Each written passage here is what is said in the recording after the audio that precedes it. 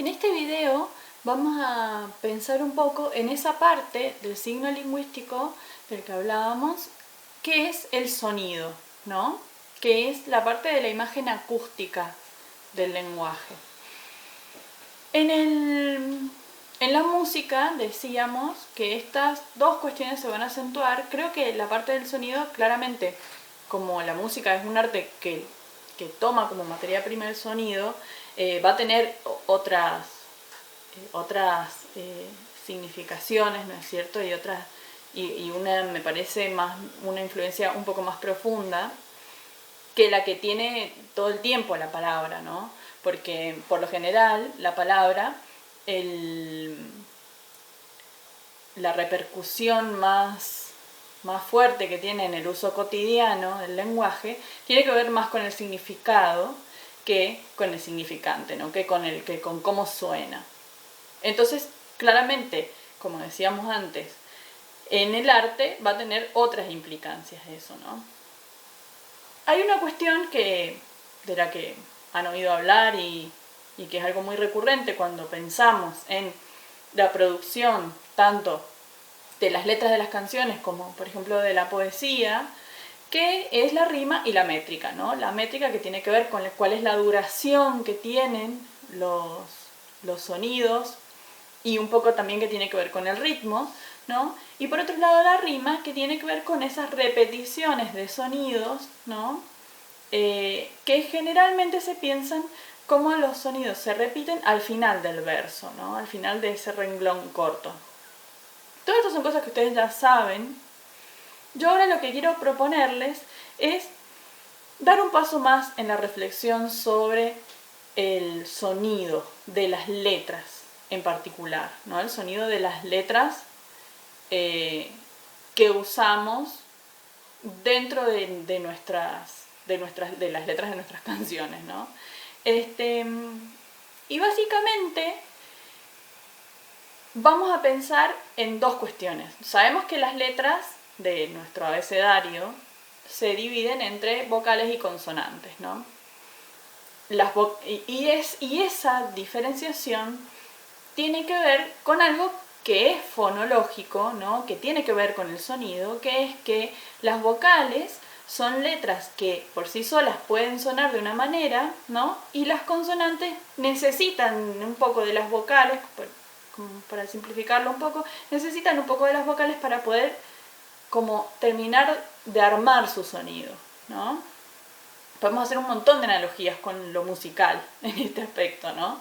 Pero particularmente sí sabemos, porque lo hemos estudiado en la primaria, cuando estudiamos el diptongo, ¿no es cierto?, que tenemos dos vocales que son cerradas y tres vocales que son abiertas, ¿no? Las vocales abiertas son las que hacen que abramos más la boca para decirlas, la A, la E y la O, ¿no? Tenemos que abrir más la boca para decirlas. Y las vocales cerradas son la I y la U. Que si se fijan, la I y la U, estoy exagerando un poco, ¿no? La I y la U son vocales en las que pasa el aire a través de como una línea que se forma en la boca, ¿no? Esta misma clasificación la podemos encontrar en las consonantes y es bastante más compleja esa clasificación, ¿no? Porque la clasificación va a tener que ver con el modo de articulación, con cómo se articulan las consonantes, ¿no? Y va a haber 7 tipos.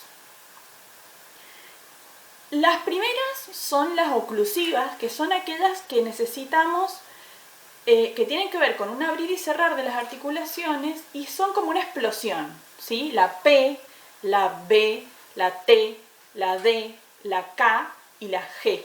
Y la G cuando la pronunciamos de esta manera, ¿no es cierto? La G, la G, cuando la pronunciamos como con la A, cuando la escribimos con la A, la O y la U, la G, ¿sí? Porque la J, el sonido de J, es un sonido que es fricativo, ¿no? Que es más extenso, ¿no? Ese es otro tipo. Entonces, las fricativas son las que producen una fricción, ¿no? Que hacen que el aire pase todo el tiempo, pero que hay algo que vibra dentro de la boca y así se produce el sonido, ¿no? Con la J, la S y la F. Esas son las fricativas, ¿sí? Después tenemos las nasales, que son aquellas que hacen que el sonido salga por la boca, pero también salga por la nariz, ¿no? Que son la M, la N y la ñ. Esas tres necesitan de la nariz también para poder producir ese sonido, ¿no? Por eso también es que afecta a esos sonidos, a esa forma a esas letras cuando estamos resfriados. Por ejemplo, ahí está Grisel, mi gata, colándose en el video. Ella no hizo nada, no armó nada de la clase, quiero aclararlo. Después están las africadas, que es como que es la ch, que es la ch, que es la ch, que es la ch. Primero hay una oclusión y después hay una fricción, ¿sí? La ch, ¿sí? Después tenemos la lateral, que es una sola, que es la L. ¿Por qué? Porque el sonido sale por los costados de la lengua. Yo coloco la lengua en la parte de atrás de los dientes, ¿no? Y el sonido sale por los costados.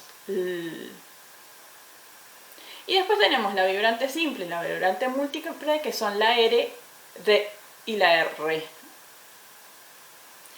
Eso como para complejizar un poco las clasificaciones, ¿no? Entonces, ahora, lo que yo quiero proponerles, que es un poco un juego, es que tomen las letras de sus canciones, elijan un color diferente para identificar cada vocal y un color diferente para identificar cada una de las clases de estas 7 que tenemos según el modo de articulación de las consonantes. Tomen sus letras y coloreen cada una de las letras en relación con esta clasificación que hicimos, ¿sí? Con las vocales abiertas, las vocales cerradas y las consonantes oclusivas, nasales, fricativas, africada, lateral o vibrante múltiple. Entonces ahí, gracias a esos colores, vamos a tener un poco una posibilidad de visualizar cómo se está ordenando y qué es lo que está pasando con el sonido de las palabras, particularmente en una letra de una canción, ¿sí? Eso después ustedes pueden pensar si les sirve, por ejemplo, tener más oclusivas en un momento, por ejemplo, del estribillo, ¿no? Entonces tenemos un estribillo muy explosivo y de repente nos damos cuenta que hay muchas oclusivas ahí, entonces está bueno porque eso nos sirve, ¿no?